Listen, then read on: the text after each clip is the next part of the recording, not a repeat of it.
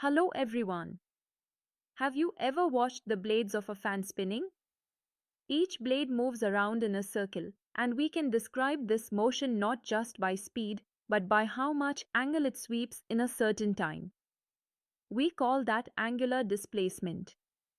If a particle moves from position P to P' in time delta t, the angle swept is delta theta.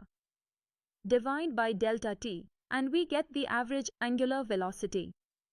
As delta t shrinks to zero, we define the instantaneous angular velocity, omega, equal to d theta by dt. And here's the beautiful part, every particle in a rigid body shares the same angular velocity, even if their actual paths are different circles. That's what makes it pure rotation. Now, how do we connect this angular velocity with the actual speed along the circle? Think about a child on a merry-go-round. The farther they sit from the center, the faster they whiz past you. Mathematically, the linear speed v equals r times omega. Equation 6.19 captures it. For a particle at distance ri from the axis, vi equals ri times omega. Notice, particles on the axis have r equal to 0, so v equals 0.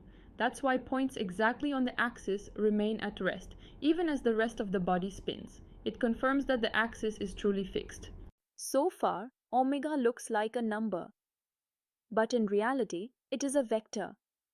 Its direction tells us the sense of rotation. How do we decide that? Use the right-hand screw rule. If you rotate the screw head in the same sense as the rotation of the body, the screw moves forward along the axis. That's the direction of omega. So omega is not tangent to the circle. Instead, it points along the axis of rotation with magnitude d theta by dt and flips direction if the sense of rotation changes from clockwise to anticlockwise. Now comes the elegant vector relation.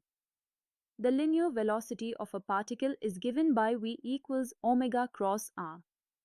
Here r is the position vector of the particle, and the cross product ensures that v is perpendicular to both omega and r. That means v points along the tangent to the circle, exactly where the particle moves. The magnitude of v is omega times r perpendicular, showing again that speed depends on how far the particle lies from the axis. This relation isn't limited to an axis alone. Even if a rigid body rotates about a single fixed point, like a spinning top, the same formula holds. V equals omega cross r. Now r is measured from the fixed point. Particles on the axis, with r perpendicular equal to 0, still have no speed. That consistency tells us the relation is universal for rigid bodies rotating about a fixed point. Just as velocity can change in translation, angular velocity can change in rotation. The time rate of change of omega gives us angular acceleration, alpha. Formally, alpha equals d omega by dt. Vector form equation 6.21. If the axis itself is fixed, the direction of alpha is the same as omega, and we can write the scalar form alpha equals d omega by dt. Equation 6.22. It plays the same role in rotation that linear acceleration plays in straight line motion, telling us whether the spin is speeding up or slowing down. Let's work out an example. Suppose a disk of radius 0.5 meters rotates at 120 revolutions per minute. What's the speed at the rim? Step 1. Convert revolutions per minute to angular velocity. Omega equals to pi n over 60. That's 2 pi times 120 divided by 60, which simplifies to 4 pi radians per second. Step 2. Linear speed v equals r times omega. Substituting, v equals 0.5 times 4 pi, giving 2 pi meters per second. So the rim points move at about 6.28 meters per second, fast enough to feel the rush if you sat there. So let's tie it all together. Angular velocity is common to all points of a rotating rigid body. Linear velocity, however, depends on radius, v equals r omega.